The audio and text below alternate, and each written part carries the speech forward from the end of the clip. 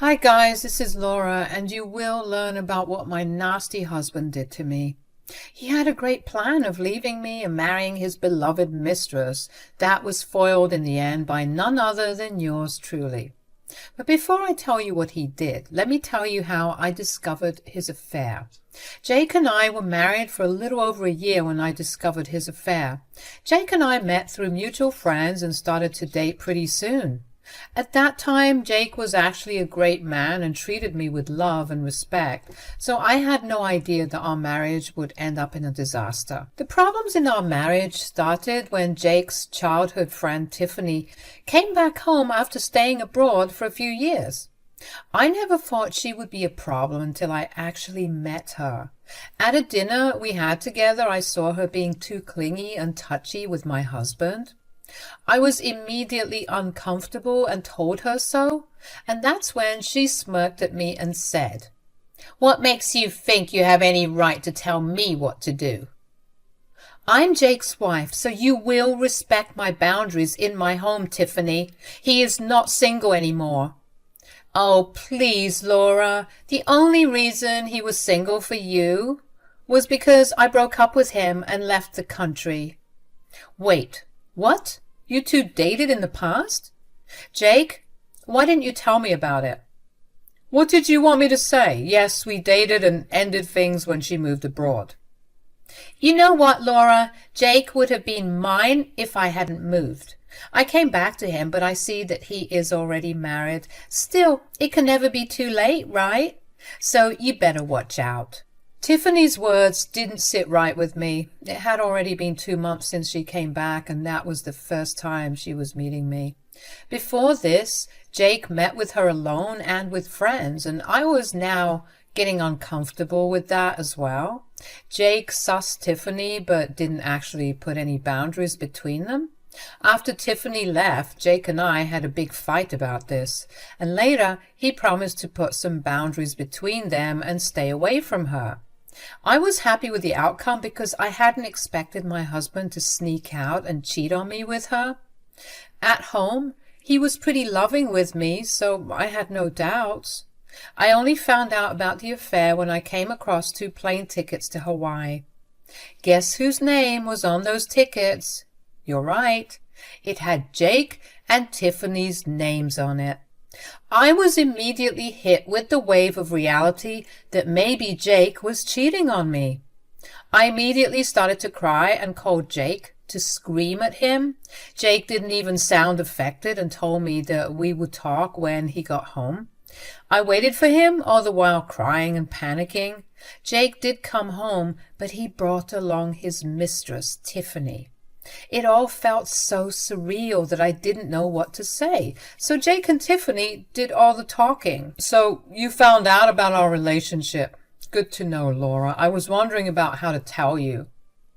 "Yeah, it was unavoidable, you know. Jake and I are meant to be together." "How could you do this to me, Jake? I thought you loved me." "I did love you, but Tiffany's more important to me. She always has been." "I already warned you, Laura. You should have listened to me. Jake would always belong to me. Now, he's taking me on a grand vacation to Hawaii to make up for all the lost time." "You are really taking her to Hawaii, Jake? How can you be so calm about this? What about me and our marriage?" I was crying hard while Jake and Tiffany seemed to be absolutely made of stone. My husband wasn't even apologetic. In his most robotic voice, he told me to just deal with it and said, "I need you to vacate my house before I return. I don't want to hear any excuses from you, Laura. By the time I come back, you will be leaving my house." "Yes, you already mooched off your husband enough, Laura. It's time for you to move out and find someone else. This one is mine now." "That's right, Tiffany. I'm yours now, dear. Don't worry, I will end my marriage right away and marry you." "We better do that soon, Jake. I'm tired of being just your girlfriend. I want to marry you too." "This is the start of our new life, Tiffany. I'm already taking you on a grand vacation. When we return, my stupid wife will be gone. You heard that, Laura. I really do expect you to be gone from the house when I come back."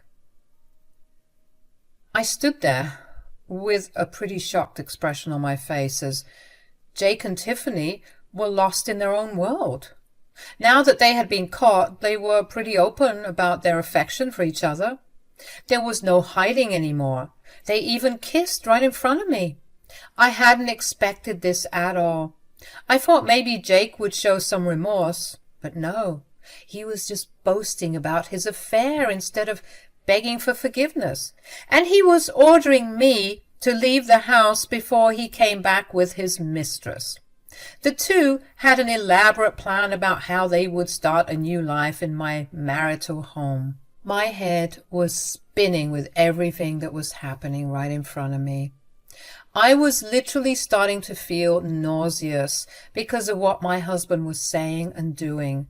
Since Jake and Tiffany weren't looking like they would stop any time soon, I simply said, "Fine, I will empty this house before you come back. You want to divorce me, right, Jake? I will let you do that as well." "I see that you're not putting up a fight. Good to know, Laura. Fighting won't do you any good anyway." "Yes, Jake. I know that already. Besides, I'm not someone who shamelessly stays in a marriage after being cheated on. So you don't have to worry, Jake. I will not pressure you to stay with me." I said those words and left the room crying. I immediately started to pack my stuff, because staying in the master bedroom would be impossible for me. I needed some space to come to terms with everything and to find a way out of this mess. I cried all night, curled up on the floor or the guest room. I could hear Jake talking on the phone with Tiffany and making plans about how they would start their new life. They were taking a grand vacation to Hawaii for 2 weeks and would come home together to my marital house. It was all planned out. I felt sick and cried my heart out at what my life had become. When the next day came, I was feeling much better. The grief had actually subsided and was replaced with shimmering anger. You know, after you have a good cry, you start to look at things from a fresh perspective. My ego and respect were hurt, and instead of being sad, I should be feeling angry. Jake's attitude towards this whole thing wasn't helping either. He was still as nonchalant as ever and not willing to show any remorse. He left for work early and didn't even have breakfast at home. I was pretty sure he was out with his mistress having breakfast before the office. Just picturing them together made my blood boil. I sat at the dinner table thinking about what I should do now. Jake was clear that he expected me to leave his house. Now, this house was actually a gift from his father, Fred, to us for our wedding. We were so happy to start our new life in a new home. Look how my life turned out later. Now my husband was planning a fresh life in this new home with his mistress. It was like a slap across my face. I was expected to empty out the house while Jake would stay in the house he got for free. That was something I wasn't willing to let him do, so I called my father-in-law and told him that we needed to talk. He seemed confused and said, "Hey, Laura, what's the matter? You call pretty out of the blue." "There's something I need to talk to you about, Fred. It's kind of important. I hope I'm not interrupting." No, I can take a call now. Go ahead. Tell me what happened." "It's about your son, Fred. He betrayed me in the worst way possible." I started to tell Fred everything that Jake and Tiffany did. I told him how I found out, what they said, and even Jake's insistence on having me out of the house while he moved in with his mistress. Fred lent me a sympathetic ear and patiently listened to me cry and recount what happened. He remained silent after I was done, and then he said in a very angry voice, "I'm so sorry, Laura. I can't believe my son would do this to you. He is absolutely a horrible, shameless man." Believe me, Fred, I'm regretting ever marrying him now. I gave him so much, and now he's abandoning me after cheating on me. I don't know what to do anymore. Tell me something from your heart. Do you wish to continue this marriage, Laura? No, Fred. I don't want to continue this marriage. The trust is broken already. I don't want someone who was so cruel to me. Fred remained silent again, probably thinking about something. He was very happy for us when we got married and always insisted that I was like his own daughter. I knew he loved both me and Jake, so the end of our marriage probably devastated him. But there was nothing I could do. I wasn't sacrificing my self-respect to stay with a cheater who didn't want me anymore, so I decided to divorce him just like he wanted. Fred seemed to have accepted this fact and said, "Very well, Laura. If you wish to leave him, I will help you do just that. And I have a plan about exactly what you are going to do about the house." "It's okay, Fred. I'll leave the house. I know I can't win here anymore." "Who said you can't win here, my dear? You have a lot of cards up your sleeve and you need to just play them right. I'm glad you called me before doing anything because I know just how you can get back at him." "What plan do you have, Fred?" "The house my son lovingly calls his is not actually in his name, you know." What Fred said was completely new information for me. Jake always kept talking about how the house actually belonged to him since his father intended it to be that way. I was never told that Fred never ended up transferring the deed to his name. I was surprised by this and said, "Go, Fred." "What? Are you sure about that?" "I am the one who gifted that house to him, Laura. That house was always meant for the two of you. It wasn't just meant for him. It's funny that I never got around to transferring the house to Jake and your name." "But Jake told me that the house was already in his name." "I don't know why he gave you the idea, Laura. Perhaps so that he could kick you out whenever he felt like it. Jake was actually the one who told me to hold up the deed transfer.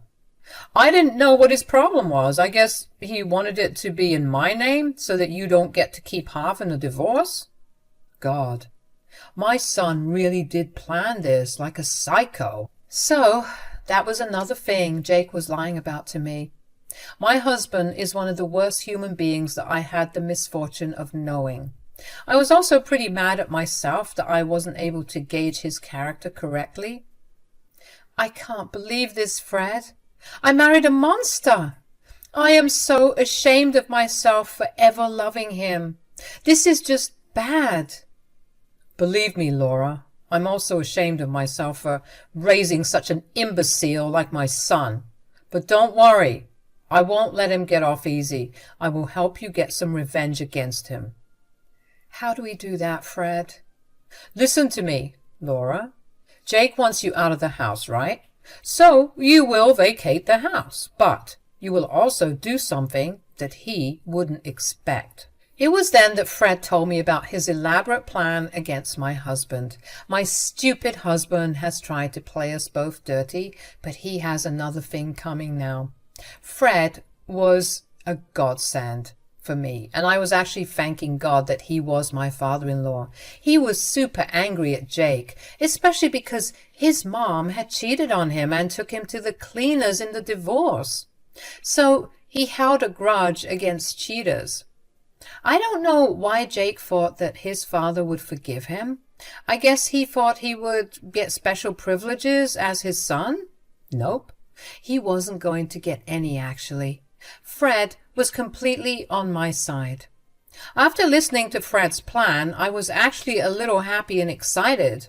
His plan was foolproof, and it was also super profitable for me.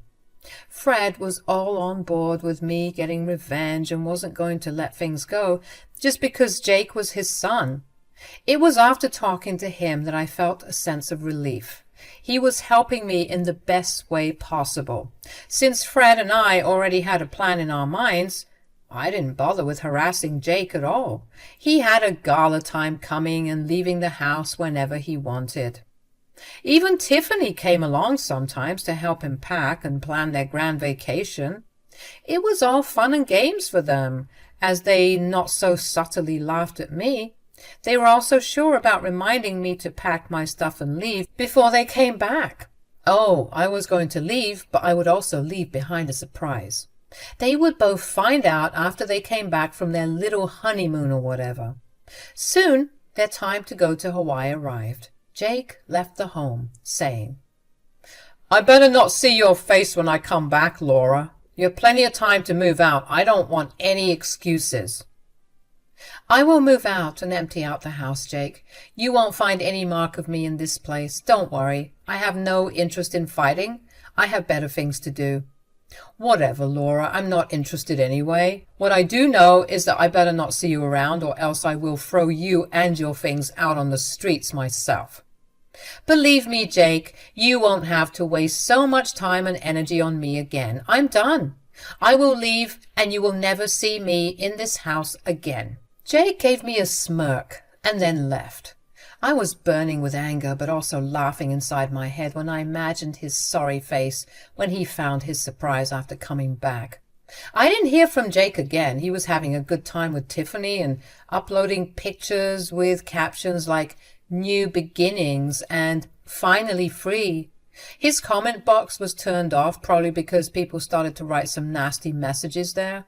Jake and Tiffany were absolutely shameless, but of course they would pay for it all. I moved out of the house and into an apartment that Fred got me. Yeah, he was paying the rent on that as well. What can I say? He's rich, while I'm not. Rent and lawyer money would be too much for me together. So Fred graciously helped me out. He was also in the process of getting me more money in another way. I did have to do some work for it, but it was all worth it in the end. I moved into a new apartment and filed for divorce while Jake was away. Jake and Tiffany were blissfully unaware of what was going on back home. Fred never bothered confronting him because he didn't want to ruin our plan. Once Jake and Tiffany's time was up, they returned from Hawaii. I wish I could see the look on Jake's face when he went home and found our surprise for him. I bet he absolutely freaked out. When he did call me, his voice confirmed it for me. He was angry and panicky.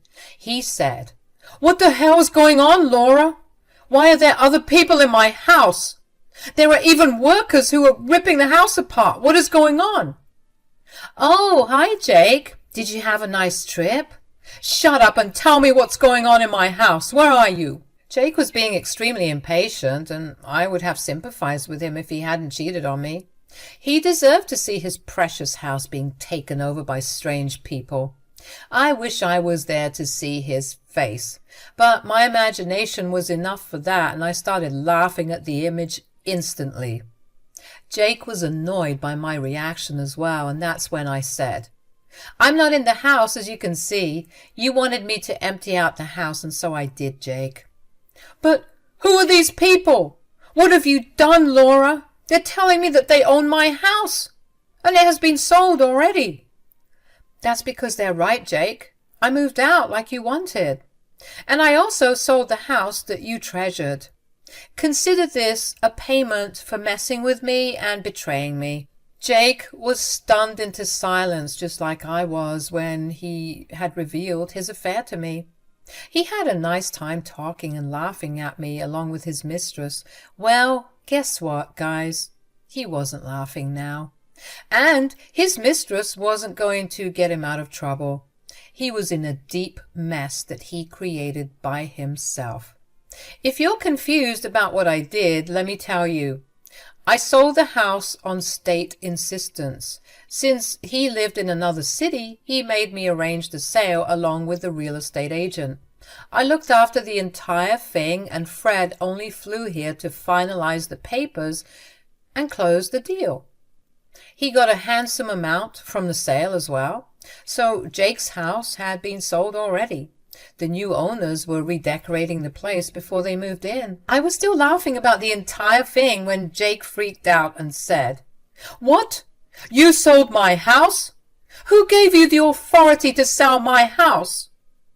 "Oh, trust me, Jake. I was well within my rights to sell the house, and it fetched a handsome amount, too." "What? You even took all the money? You witch! I will sue you. All that money is mine. And you had no right to sell my house." "I think you're forgetting something important, Jake. The house was never in your name. It was in Fred's name. And he gave me the permission to sell it. He even let me keep all the money." "No, I don't believe that. My father would never allow this. Why would he do this to me?" "Why would he do this? Because he knows that his son is a cheater, Jake. And I think you know what he feels about cheaters." There was another round of stunned silence from Jake. I felt glorious having the ability to shut my stupid husband up like that. Jake was finally getting his just desserts, and I was here for it all. I was the one who broke the news of what happened to his house, and, as if things weren't bad enough for Jake, he was told that I took the money from the house sale as well. Fred had actually told me to keep it, and I did. Jake wasn't going to get a penny from that because it was transferred to my mom's name. My mom was holding it for me until my divorce. Jake was in complete disbelief and hadn't expected his plans to go so awfully astray. He was so sure and confident of his plans that he hadn't expected anything to go wrong. His bimbo mistress also hyped him up when she had no real brain in her head. In the end, Jake was left with this awesome gift of nothing. His voice started to shake when he said, "What? You told my dad everything?" "Had you expected me not to, Jake? That's rich of you. Your poor father was so mad and disappointed when he heard what you did. He was the one who made those plans for me, you know." "My father made this plan about the house? How could he do that?" "He could do that because he didn't agree with what his son did. Guess what, Jake? He is on my side. You will find out once you talk to him. Have fun telling him about Tiffany because he's not happy." "What have you done, Laura? You've destroyed my relationship with my dad and sold my house." "You got what you deserve, Jake. You have been a horrible partner to me and betrayed me. This is my payback to you. Enjoy your life with Tiffany and leave me alone. I have already filed for divorce and the papers will be delivered to your office soon." No, wait, you can't do this. The house—" I hung up on Jake and blocked his number as well. Jake kept calling me and texting me, but never got a reply. Since he didn't know where I was staying, he didn't have a way to catch me. I had also joined a new company that he didn't know about. Jake and I would only see each other at court now. There was no way he was getting back the house or the money from the sale. Jake tried his best to get in touch with me. He tried going to friends who promptly kicked him out because they were disgusted with his actions. He couldn't go to Tiffany's place because she was getting kicked out of her parents' house too. Fred had informed them about the affair and they had been upset by their whole community talking about it. They decided to kick Tiffany out because of this and told her not to come back. So Jake and Tiffany were both homeless and had nowhere to go. They ended up staying with a colleague who let them in. All this information was relayed to me by Fred, who had been in touch with Jake. Jake had been begging his father to forgive him, but Fred wasn't budging. His father gave him an earful and even told him that Jake was dead to him. Jake had been crying and telling everyone how miserable he was. Later, he even ended up having a big fight with Tiffany, after which they parted ways to God knows where. My lawyer had already served him divorce papers, so I didn't care anymore. Jake tried to get back after Tiffany left. He tried begging and pleading, but I held my ground. He only saw me at court appearances, so this wasn't a regular occurrence.